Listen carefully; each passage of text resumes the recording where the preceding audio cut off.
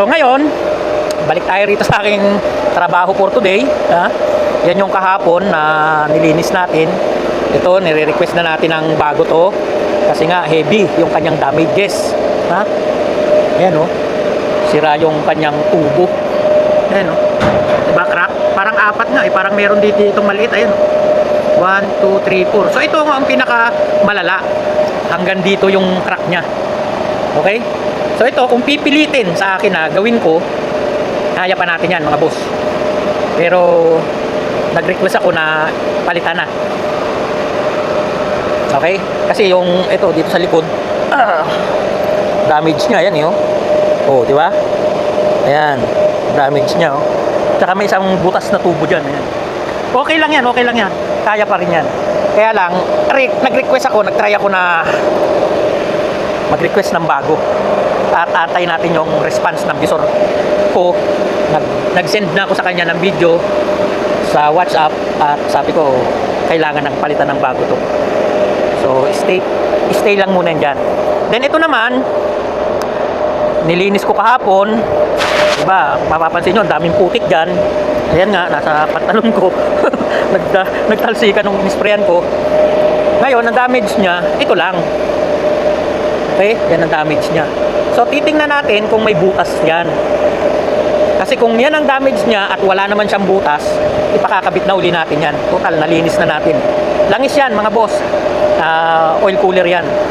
Tapos testing natin, gawa ng parang conscious ako dito sa conscious. Parang naiintriga ako dito sa tatlong line na to. Baka mamaya ay may butas. So checkin natin, kailangan i-check yan. Okay, at para mangyari yon, eto eto, gagawin ko muna to mga boss. Kasi kung yun, yung batab kong yan, ano siya eh, maliit siya eh, maliit. So since na pwede rin naman yan, kaya lang i-drain ko yung tubig, tapos bubuhatin ko siya rito. Kasi dito meron akong lifter, ayan. May lifter ako dyan mga boss, ayan.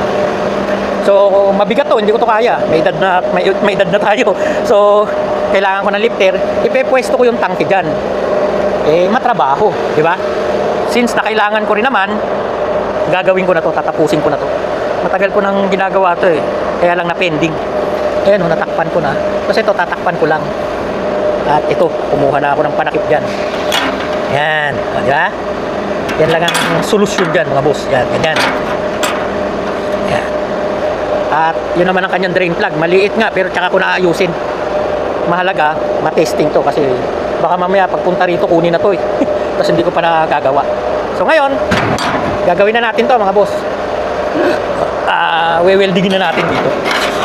Okay? So panoorin nyo ng konti.